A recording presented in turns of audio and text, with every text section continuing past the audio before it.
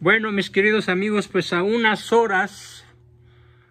cuantas horas de que se den las elecciones en México el 2 de julio, pasado mañana, tengo una visión ambivalente de lo que puede ocurrir. Por un lado, veo cómo el régimen, el narcorrégimen, con su narcopresidente y su narcocandidata, están moviendo todas las cosas para perpetrar fraudes que ya comenzaron.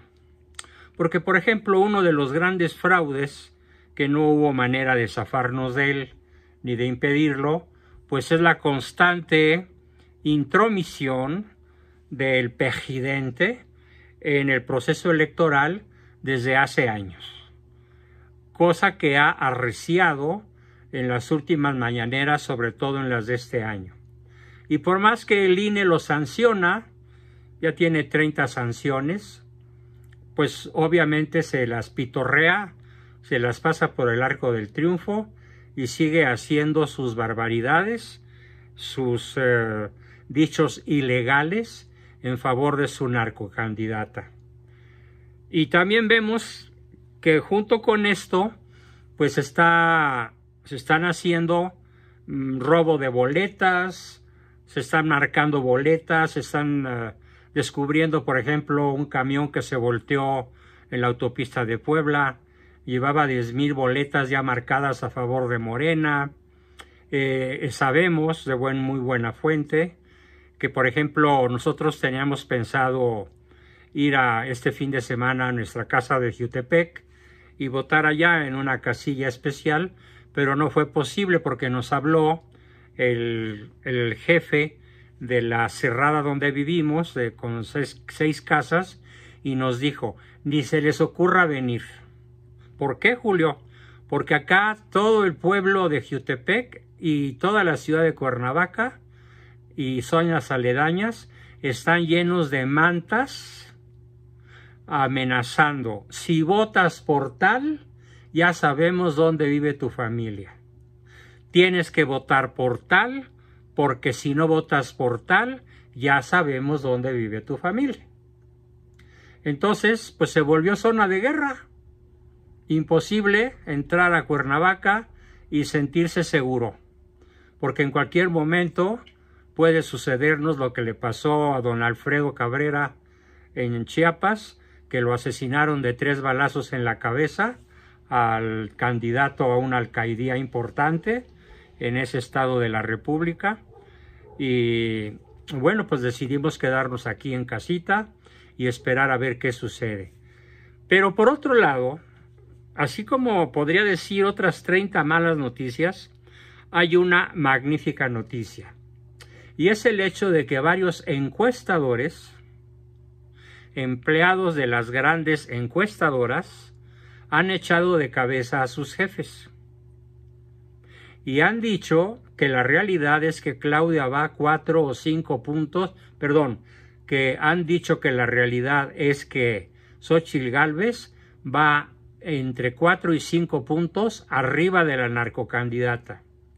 Pero que las encuestas se hacen únicamente en lugares de las ciudades donde se sabe que está el voto duro de Morena. No se incluye en las encuestas a los lugares donde hay clase media o clase alta, sino únicamente el listado que les entregan los del INE, que se los entregan a las encuestadoras y las encuestadoras a los encuestadores, y les dan los domicilios de solamente morenistas de voto duro. Ya lo confesaron muchos encuestadores hoy por la mañana. Es noticia que está circulando por X y por WhatsApp. Ojalá esta sea la verdad. Porque ya sabemos que los encuestadores le dan una ventaja y toda la prensa nacional le da una ventaja enorme a la Claudia Sheinbaum de hasta de 20 puntos. Pero eso es una mentira. Eso es un manejo mafioso, narcoelectoral del proceso para hacer creer a la gente que no tiene caso ir a votar. Así que entre estos dos elementos, las buenas noticias y las malas noticias, les decía, pues mi sentimiento es ambivalente. Por un lado de alegría y por otro lado de nervios y preocupación. Pero yo quisiera desarrollar el tema de hoy, después de esta pequeña introducción, platicándoles que en realidad no se trata de elegir entre Claudia Sheinbaum y Xóchitl Gálvez. No se trata de elegir entre más de lo mismo, tiranía, corrupción, inseguridad, ríos de sangre, ignorancia, abandono de la educación, ideología de género, cero medicamentos, cero hospitales, todo patas arriba. No se trata de elegir entre más de lo mismo y la democracia que representa nuestra querida Xóchitl Gálvez. No, quiero que graben muy bien en su mente de qué se trata. Se trata de elegir entre Xóchitl Gálvez y la reelección de López Obrador. El primero que lanzó esta idea formidable es ese gran periodista Carlos Marín, que en un programa que se llama The Tin Marín de Dopingüe, con ese señor de Televisa que se me escapa su nombre, explicó, no es elegir entre dos personas, es elegir entre dos proyectos de nación, el comunista y el demócrata, el mafioso, el narcopresidente, el narcoestado y la libertad y la vida y la familia. Pero hay que entender entonces que no vamos a votar o por Claudia o por Xóchitl, sino por Xóchitl o por López Obrador. Entiéndase bien. ¿Por qué?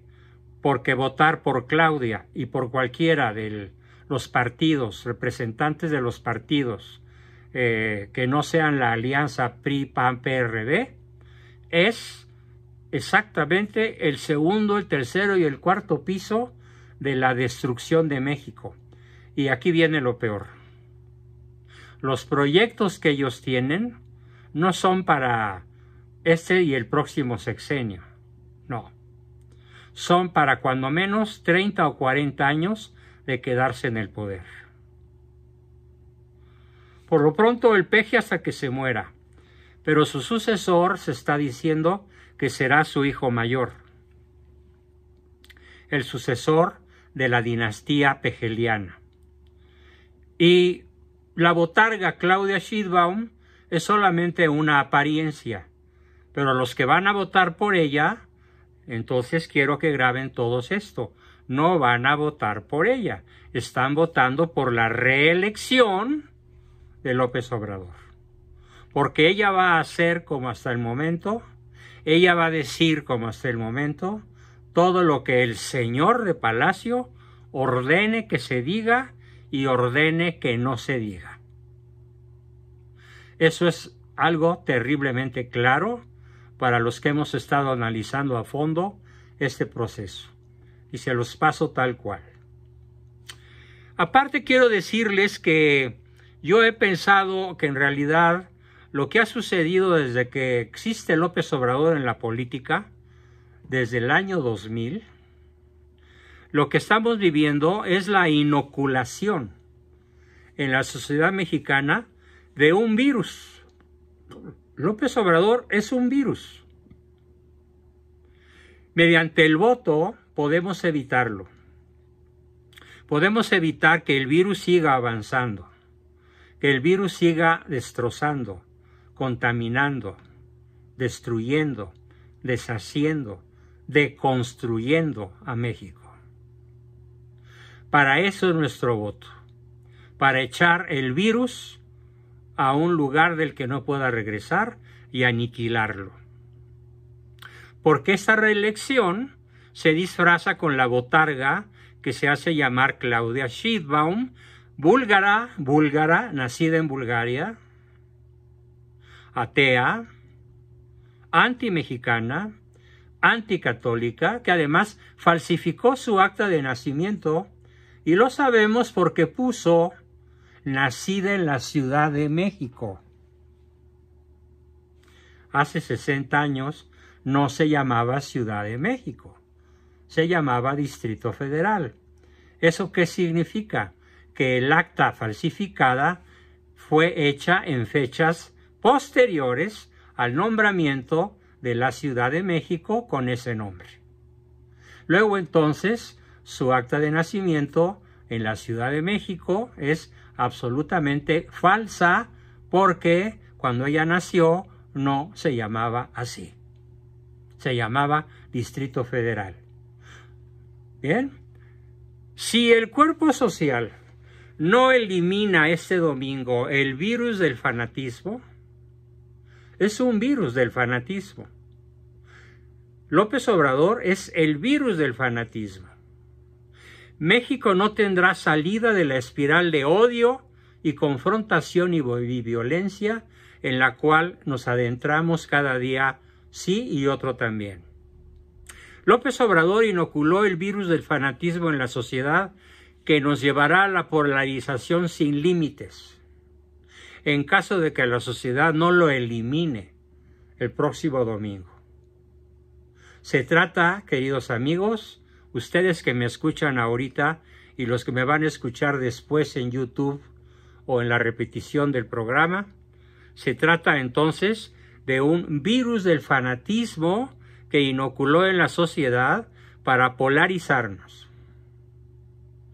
Creo que todos los que están aquí me van a decir que es verdad que las familias de ustedes y la mía están divididas. Yo, por ejemplo, tengo vivos 7 de los 11 hermanos que fuimos. De estos 7 que estamos vivos, únicamente, bueno, somos mayoría, únicamente 5 estamos en la realidad del antivirus. Y desgraciadamente 2 de mis hermanos, uno que se llama Mauricio, que vive en Estados Unidos, y la otra que vive en Guadalajara, de nombre Pilar, están definitivamente no a favor de Sheinbaum, pero sí a favor de Eduardo Verástegui, o de anular su voto. ¿Por qué? Porque no pueden votar en conciencia por una abortista como Xóchitl Gálvez.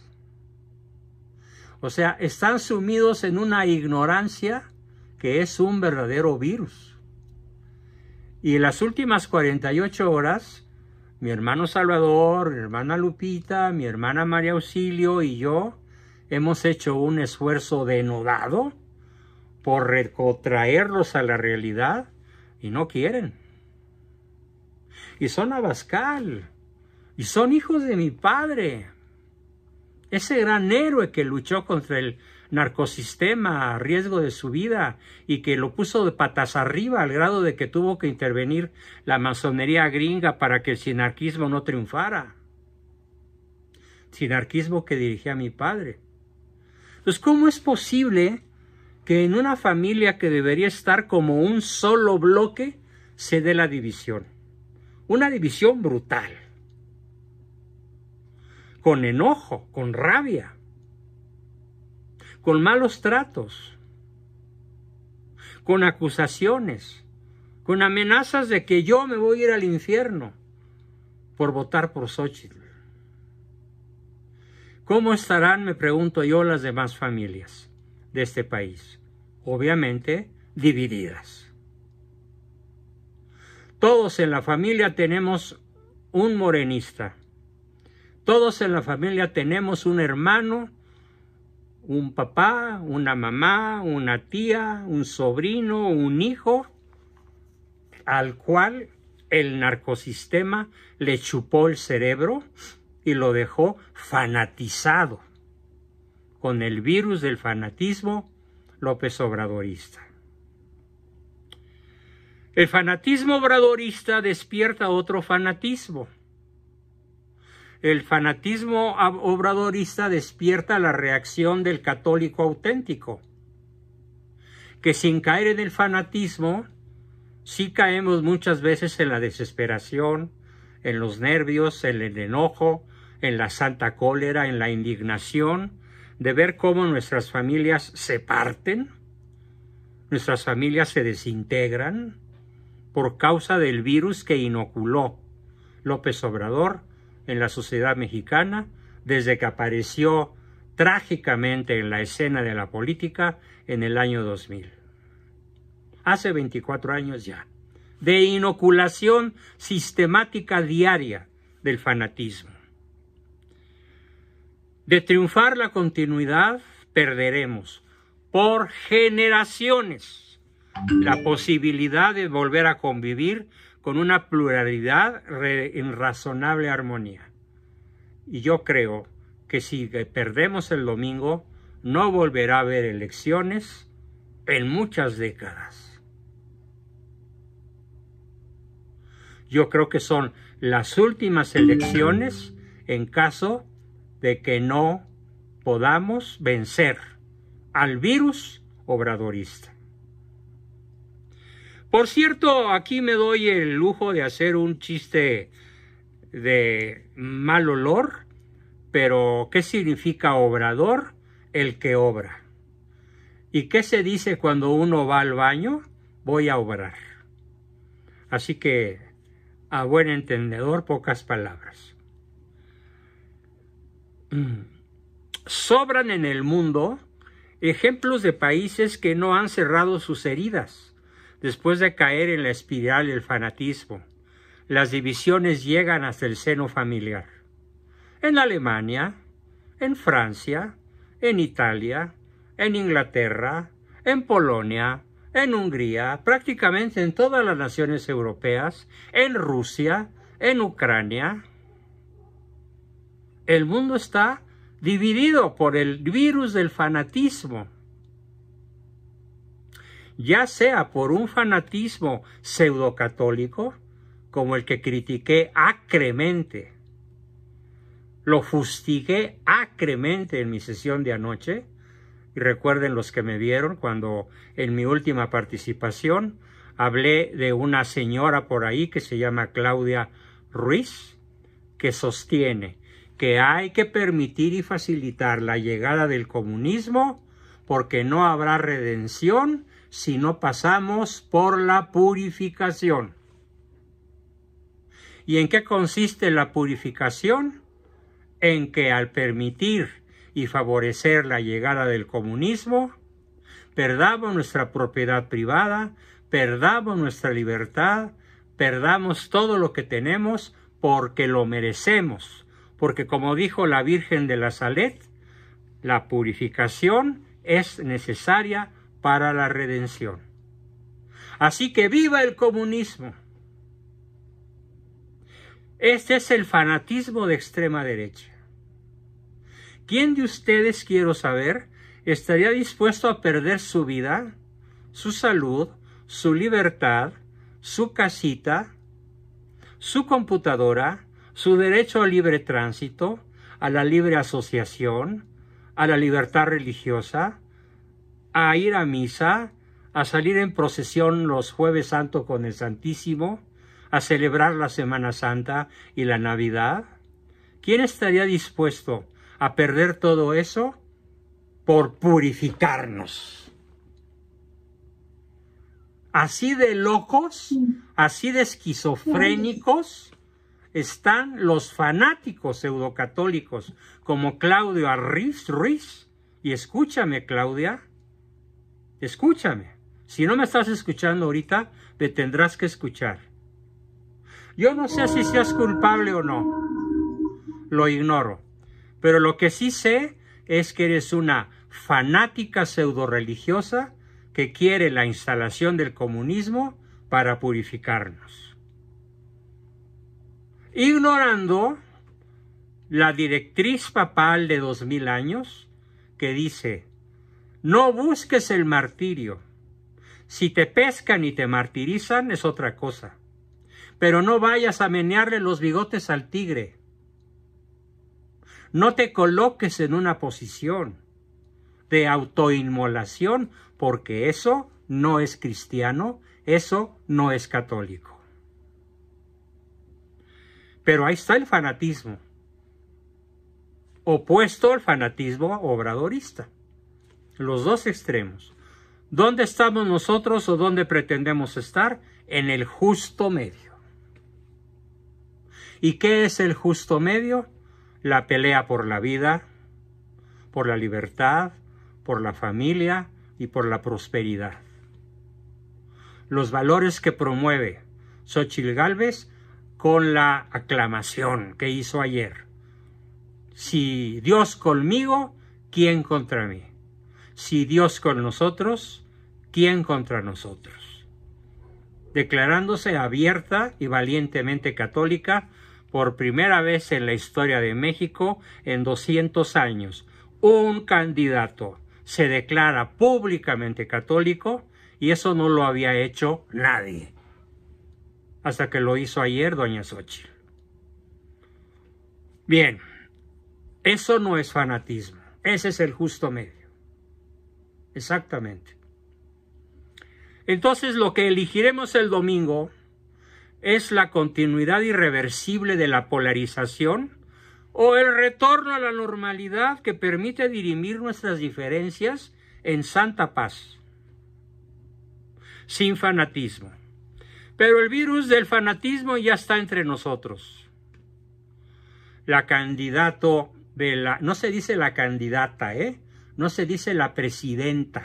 Son palabras que no tienen femenino. Pero bueno, todo el mundo se equivoca. La candidata de la continuidad obradorista, Claudia Sheinbaum, ha negado una y otra vez la vía de los acuerdos con la oposición para compartir programas y soluciones. Ni las voltea a ver. Como si no existiéramos. Su visión, la visión de Claudia, es ellos contra nosotros y los vamos a aplastar. El fanático niega la realidad. La realidad no es lo que existe para el fanático, sino lo que dice el líder de la secta. En este caso, el líder de la secta obradorista. Esa es la realidad. Y según el líder de la secta, son las elecciones más pacíficas que hayamos tenido. Cuando van 800 atentados en el proceso electoral. 800 atentados y más de 80 asesinatos, como nunca había sucedido en ningún periodo electoral en toda la historia de México en los últimos 200 años. Pero ¿qué dice el fanático de sí mismo? México está en paz. Feliz, feliz, feliz. Vamos requete bien. Y mientras los anaqueles de la farmaciotota están vacíos y ese monstruo de varias hectáreas que debería albergar millones de cajitas de medicinas, tiene los anaqueles vacíos y surte 3 recetas al día. Pero, ¿qué dice el fanático de sí mismo?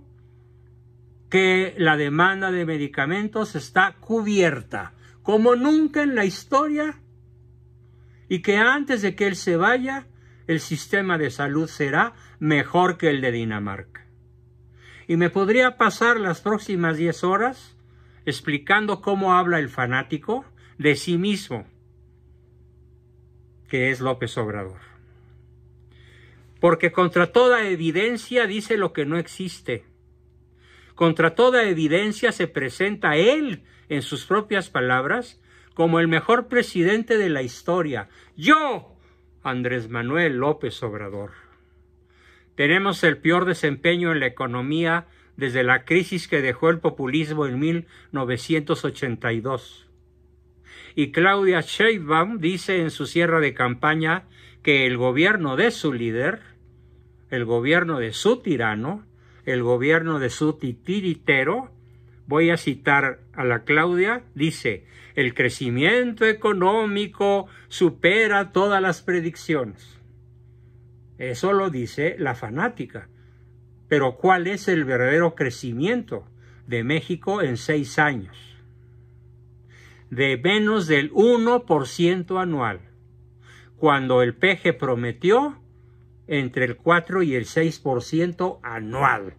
Si son 6 años, ya deberíamos estar con un crecimiento de entre el 20 y el 25%.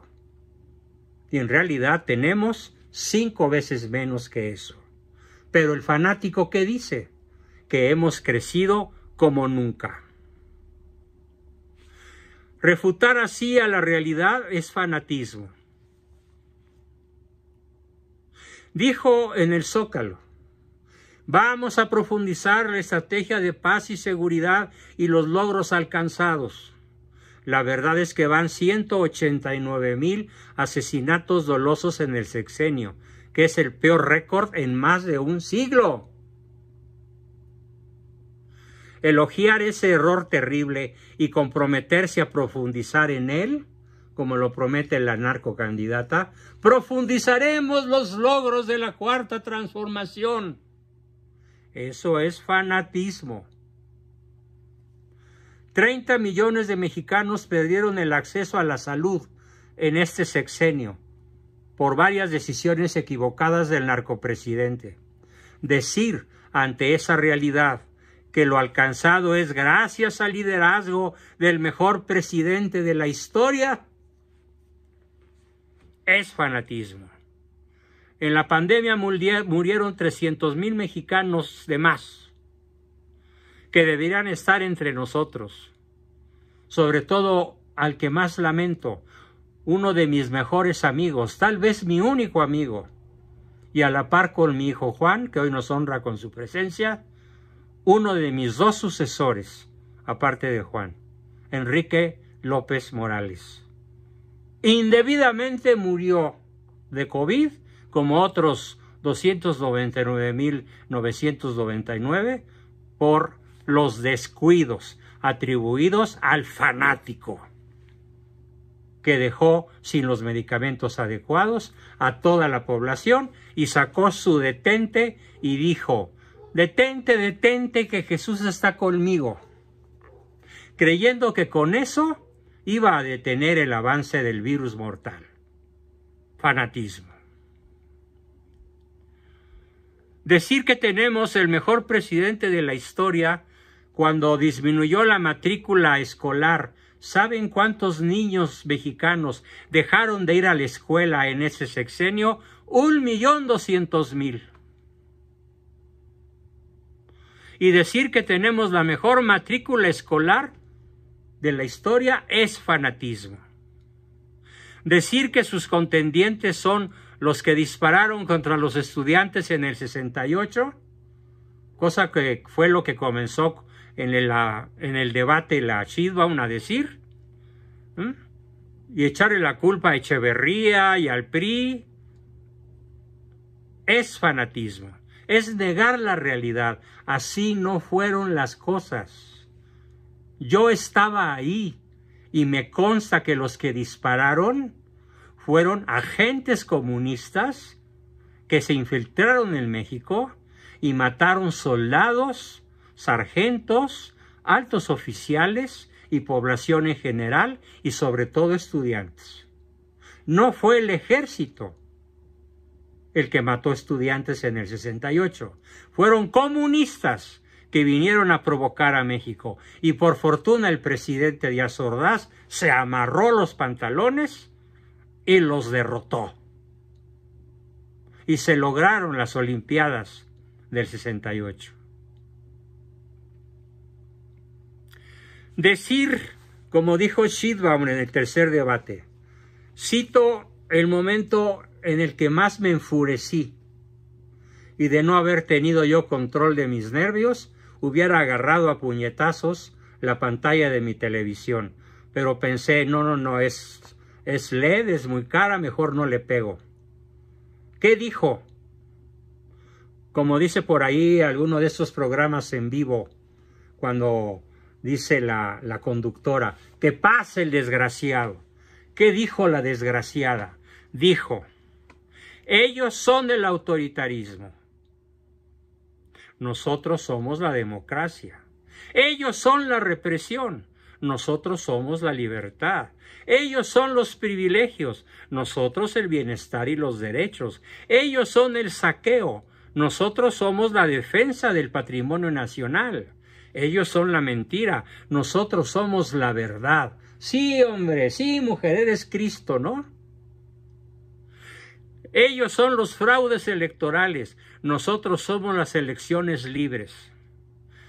Es una escalofriante expresión de la mujer más fanática que yo haya conocido desde que tengo memoria. Nunca, es más, si recorro la historia universal, de la cual soy maestro y di clases muchos años de historia universal, en secundarias y preparatorias, no conozco otra mujer tan fanática como ella, Claudia Sheinbaum. Tal vez una señora que vino de Rusia, la Kollontai, a instalar en México el comunismo a principios del siglo pasado. Y no pudo, pero sí sembró semillas que fructificaron con Lázaro Cárdenas y que ahora están fructificando en árboles gigantescos con Morena. Por cierto, Morena, todos del PRI, todos fueron del PRI. Y otros, unos cuantos del PAN y unos poquitos del PRD. Entonces, ¿dónde está el PRIAN? En Morena. Cuando diga alguien PRIAN, piensen, PRIAN igual a Morena matemáticamente. La polarización y el odio entre ellos y nosotros, fomentado desde el poder político, nos lleva pues a la fractura social, al enfrentamiento, a la apertura de una herida entre mexicanos que no veremos cerrarse probablemente en décadas. El pleito que he tenido estos días con mi hermana Pilar y mi hermano Mauricio nos ha dejado a los tres y a mis otros 4 hermanos, que estamos en la línea correcta, profundamente lastimados. ¿Cuánto tiempo nos va a doler el haber perdido en las nubes de la paranoia, en las nubes de la pérdida del sentido de la realidad, a 2 hermanos? Por culpa del fanatismo, no va a ser fácil sanar esas heridas. Aunque oremos diariamente, aunque le ofrezcamos a Dios la vida por ellos, por su conversión, qué difícil va a ser. Y esto lo platico por la confianza y el cariño que les tengo a todos y a cada uno de ustedes, y porque necesitaba de alguna manera sacar esto que me tiene indignado, lastimado y enfurecido. Por culpa del Pejelopostli, mi familia está dividida. ¿Cuándo sanarán esas heridas? Lo ignoro. Pero van a pasar muchos años y tal vez yo muera antes, porque ya tengo el hoyo más cerca que cualquiera de ustedes a los casi 82. Ahora voy a platicarles. Mi hermano Salvador escribió una hermosísima carta. Me escribió una hermosísima carta y me la mandó sobre el asunto que estamos tratando. Voy a leerla y a comentarla. Es una carta breve, pero que no tiene desperdicio. Dice así, mi hermano. Mi hermano ha sido mi maestro desde la prepa, en filosofía, en teología, y yo he sido su maestro en psicología y en historia. Mi hermano Salvador es una persona de altísimo nivel académico. Él no es un autodidacta en muchos sentidos, como yo lo soy. Él sí cursó de manera oficial infinidad de programas escolarizados para alcanzar la excelencia académica de la cual hoy hace gala en sus escritos y en sus discursos. ¿Por qué él no puede participar fácilmente en un programa de viva voz? Porque por desgracia sufrió un aneurisma cerebral, un derrame cerebral, y quedó muy afectado de su forma de hablar y le es muy difícil transmitir lo que sabe. Por eso me escribió. Y dice así: muchos ciudadanos de mi círculo más cercano, otros no tan cercano y otros hasta lejanos, han manifestado su decepción por las iniciales declaraciones de Xóchitl Gálvez, candidato a la presidencia de la República de la coalición opositora. Especialmente son dos las declaraciones que han causado molestia, no solo entre quienes estaban esperanzados, yo nunca, en la candidatura de Eduardo Verástegui, ese chavo que abandonó la preparatoria para irse de aventuras a Hollywood, sino en muchos panistas y filopanistas y católicos. Una de las declaraciones tiene que ver con el apoyo de la candidato al colectivo LGTTQBU, más letras que se acumulen, y otra que explicó por qué estaba a favor del aborto. Palabras más, palabras menos, Xóchitl dijo: como ya decidió a favor del aborto la Suprema Corte de Justicia, yo soy respetuosa de la ley. Esto a mí me puso de cabeza y por eso alguna vez, hace como un año,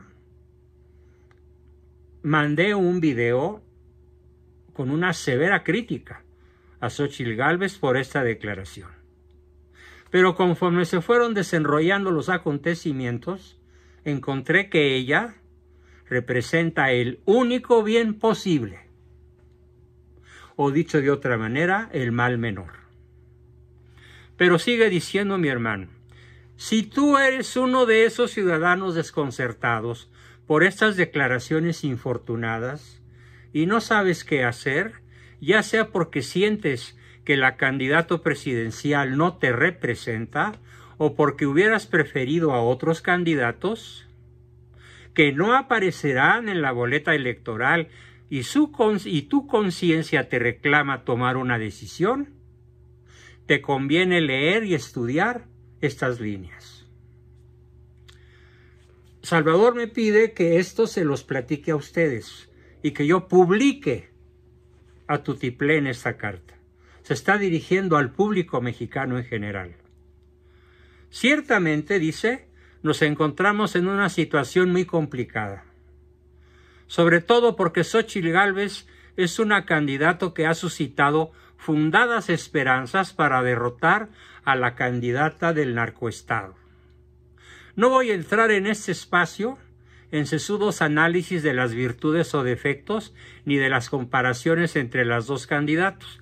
Baste decir que los ciudadanos mexicanos estamos en una encrucijada en la que se está jugando el futuro de los próximos 40 años o más, porque el viejo PRI ha reencarnado en Morena como el ave fénix o como Alien, el octavo pasajero de la serie Alien intergaláctica, en la cual esa famosa actriz Sigourney Weaver se enfrenta con esa bestia intergaláctica que parece reproducirse de una manera inagotable. Bueno, pues así se reprodujo el PRI como Alien en Morena, sin las virtudes que ocasionalmente tuvo el viejo PRI.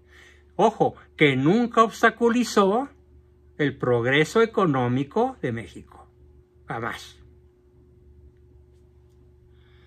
No se trata de elegir entonces entre una candidata conocida por representar el tétrico, diabólico y espantoso gobierno de López Obrador y todo lo que le rodea, con todas sus corrupciones, mentiras y terribles mañas, contra otra candidato que en todos los rubros es admirable por sus principios, admirables o similares a los del PAN, partido que la ha cobijado durante más de 20 años, aunque ella no sea militante. Lamentablemente no es así. Se trata de oponer una tiranía increscendo contra un gobierno de transición, PAN, PRI, PRD, con todos los riesgos que esto representa. Sí, votar por la coalición PAN, PRI, PRD tiene riesgos, pero esperemos que las calabazas se acomoden conforme la carreta avance, como dicen los rancheros. Es claro que no estoy hablando a favor de una apuesta por un bien ideal. Xóchitl no es un bien ideal, pero sí es el bien posible. Estoy diciendo que no solamente el candidato de la coalición opositora representa sus propios riesgos, sino que además los compañeros de viaje PAN, PRI, PRD son incómodos, por decirlo menos, sobre todo el PRD y en gran medida el PRI, un poco menos el PAN. Sin embargo, sed contra, dice Santo Tomás de Aquino, para salvar la situación. Mi experiencia como filósofo tomista, o aquí podría yo hablar en plural, nuestra experiencia, la de Salvador y la mía, como filósofos tomistas, nos ha enseñado que en una enorme cantidad de asuntos que parecen insolubles, el aquinatense, Santo Tomás, tiene o nos propone soluciones extraordinarias. Hago un pequeño paréntesis para hacerles un warning, una advertencia. Circula por ahí en la red un video que conduce Lupita Venegas, una señora guapa, ya de edad madura, que tiene un excelente noticiero y con dos filósofos y teólogos, cuyo nombre no le logré grabar, pero basta con que busquen el programa que hoy graba Lupita Venegas y lo vean como quien ve una víbora peligrosa o una serpiente de cascabel que en cualquier momento puede saltar y morderlos. Cometen un error gravísimo, demostrando no conocer las tesis de Santo Tomás de Aquino. Dicen este par de tarugos, por decirlo menos, que el mal menor o el bien posible solo aplica en medicina, que no aplica a cuestiones morales. Error brutal. No le crean. Créanle a Santo Tomás, no a este par de malos alumnos, de malos filósofos y peores teólogos. Ni a Lupita Venegas, que no es ni teóloga ni filósofa, sino una simple presentadora de ágil palabra, pero que no tiene conocimientos profundos en el tema. Santo Tomás nos presenta una solución para el caso que ahora nos ocupa. No quiere decir que hace 800 años Santo Tomás vio venir la encrucijada en la que ahora nos encontramos, pero el genio de Santo Tomás le permite anticiparse por milenios a los problemas de la humanidad y darles una solución brillantísima. Así que de sus enseñanzas se puede obtener una solución. Es mutatis mutandis, dice Salvador, es decir, cambiando lo que hay que cambiar. Se llama esa solución el principio del doble efecto, o también el principio del voluntario indirecto. Les pongo un ejemplo absurdo, jalado de los pelos. Imagínense ustedes a una persona fanática de ultraderecha, pseudocatólico, que conoció que el dueño de la farmacia que le queda cerca de su casa es un abortista furibundo, pero que es el único farmacéutico que tiene en sus anaqueles la medicina que su esposa necesita. Y prefiere dejar morir a su esposa que ir a comprar medicinas en la farmacia del dueño abortista. ¿No les parece que le falta un tornillo?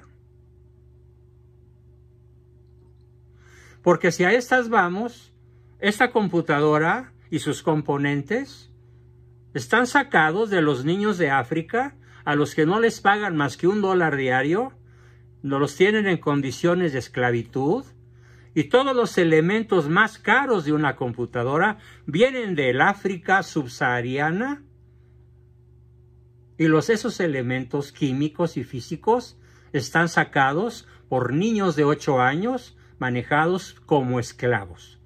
Eso me hace un delincuente, un cómplice del mal que causan las transnacionales, que han hecho de África su territorio para depredar. Evidentemente no. Y entonces estaríamos hablando de las llantas de los automóviles mismos, estaríamos hablando de multitud de alimentos, estaríamos hablando de multitud de cosas, de ropa, de enseres de la vida cotidiana, porque todos están manchados de pecado. Santo Tomás dice, tú puedes optar por la solución del doble efecto y contente dentro del concepto del voluntario indirecto. ¿En qué consiste esto?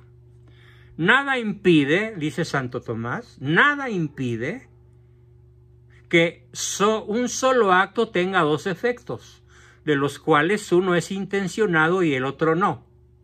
Pero los actos morales reciben su especie de lo que está en la intención y no de lo que es ajeno a ella, ya que esto, lo que es ajeno a ella, le es accidental. Lo dice Santo Tomás de Aquino en la Suma Teológica, segundo libro, capítulo 64, de la edición de Biblioteca de Autores Católicos en Madrid, en un formidable libro que yo tengo, impreso y lanzado en 1961. Se trata, como se puede ver, de un principio de razonamiento práctico, que es una acción que produce dos efectos, uno bueno y otro malo. Lo que Santo Tomás destaca es la intencionalidad del acto. Por ejemplo, si yo voto por Xóchitl Gálvez en cuanto simpatizante de la ideología de género, o en tanto simpatizante del aborto, estoy excomulgado. Pero si yo voto por Xóchitl Gálvez intencionalmente, en tanto que como empresaria y católica autodeclarada, y con sus 10 principios que circulan ya en la red y que son formidables, si esa es mi intención, entonces el voluntario indirecto es el mal que ella pueda hacer, pero el voluntario directo es el bien que yo busco al apoyarla con mi voto para que se instale en la presidencia. Al sujeto que ejecuta el acto, el que vota por Xóchitl, no se le puede imputar el mal que se puede derivar del mismo, de tal forma que nuestra conciencia moral queda a salvo. Porque si bien el susodicho acto implica un efecto malo, el cual está previsto, sí, está previsto, pero no está deseado. Y como nosotros no deseamos la instalación de lo que ya está instalado, que es la despenalización del aborto, y como nosotros no deseamos la instalación de lo que está en proceso de instalación, que es la ideología de género, desde primero de primaria en los libros de texto. Como nosotros no deseamos eso, sino la liberación de México, y sobre todo deseamos salvar a México de la esclavitud que se nos vendría con el comunismo, entonces nuestro voto por Xóchitl es perfectamente católico, perfectamente lícito y no solo, absolutamente obligatorio. Un autor francés del siglo XIX, Jean-Pierre Goury, en su compendio de teología moral interpreta y amplía el texto de Santo Tomás y dice que en la aplicación del principio del voluntario indirecto, el autor de la acción, o sea nosotros, aunque sea de una manera confusa e imprecisa, sabe que uno de los efectos de nuestro voto, aunque sepamos que no es bueno, no es querido por sí mismo. Nosotros no queremos por sí mismo ni el aborto ni la ideología de género. Pero nuestro voto puede provocar un mal no deseado. Este es el caso de lo que para muchos significa la coalición PRI-PAN-PRD. Pero tranquilos, nuestra conciencia puede estar a salvo, porque no deseamos el mal.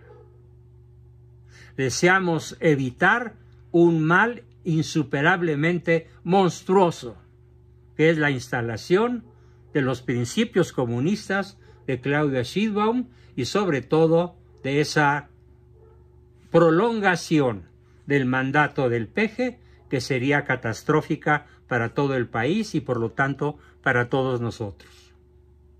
Por lo tanto, vuelvo a citar a Salvador. Los que queremos realmente a nuestra patria, ya he dicho antes, nos encontramos en un dilema similar al principio del voluntario indirecto, porque la única persona que puede derrotar a la tiranía, que día tras día extiende sus tentáculos para satisfacer su deseo de destruir a México y su desmedida ambición de poder, se llama Xóchitl Gálvez, a pesar de que ella no es totalmente afín a los principios que esperamos tenga una gobernante, ni mucho menos ni mucha gente que la rodea. Por eso, para resolver este asunto, me he atrevido a presentar a mis lectores, dice Salvador, la solución tomista, que ya he explicado y además, si no quedó suficientemente clara, espero que en un momento más que empecemos con las preguntas, me hagan todas las preguntas que quieran hacer hasta que les quede perfectamente claro el concepto de mal menor, bien posible y lo que se llama el voluntario indirecto o voluntario remoto. Si bien los abstencionistas de conciencia tienen sus disque razones, a ellos, incluyendo a mis hermanos disidentes, Pilar y Mauricio, los invito, y me estoy dirigiendo a ustedes, queridos hermanos, los invito a considerar que cada voto va a contar. Cada voto va a contar para consolidar o para expulsar a la tiranía. De ustedes puede depender que la familia mexicana sea asaltada por la delincuencia o tenga la oportunidad de reconstruir nuestros valores para vivir en unidad, en paz y en prosperidad y en familia. Voy a terminar, dice Salvador, con un ejemplo. Vamos a suponer que un par de delincuentes armados se introducen ilegalmente en mi casa, en tu casa, con el evidente objeto de cometer un crimen, Morena. Ese es el delincuente, ya sea robando los bienes de la familia o secuestrando a algún miembro de la misma o amenazando su integridad física o moral, o todo eso. El padre de familia se da cuenta de la intrusión y lo primero que piensa es en la defensa de su familia, México contra Morena, México contra Morena, y les dispara a los intrusos que caen muertos o heridos, lo cual le da tiempo para inmovilizarlos si es que no murieron y llamar a la policía. El bien intencional es la defensa de la familia. México. El mal no intencional, involuntario e indirecto, es la herida o la muerte de los delincuentes, porque en ningún momento se pensó en hacerlo así. El arma de la que se valió el padre de familia es la coalición PAN, PRI, PRD. Fin. Noticia fresca. Algunos diarios y estaciones de radio se comentó que en la reciente visita de la conferencia del episcopado mexicano, Xóchitl Gálvez se declaró católica y a favor de la familia. Y sobre el aborto, ojo, esto es lo más importante, ayúdenme a difundirlo. Sobre el aborto les dijo a los obispos que ella, en vez de favorecer el aborto, propone dar a la mujer alternativas de vida, lo cual implica seriamente crear las condiciones necesarias y suficientes para evitar el aborto. Bien, hasta aquí mi exposición. Ahora me alargué un poquito, pero no importa. Vale la pena en estas vísperas, que espero que no sean como las vísperas sicilianas, en las cuales hubo docenas de miles de muertos, sino que sean las vísperas de Pascua, en donde podamos proclamar el triunfo de México contra el comunismo, contra el delincuente, contra la narcocandidata, contra el narcopresidente y su pandilla, que representan la extinción de nuestra patria. Hasta aquí mi exposición. Comenzamos, como siempre, con sus preguntas, comentarios, aportaciones, dudas y todo lo que nos quieran decir.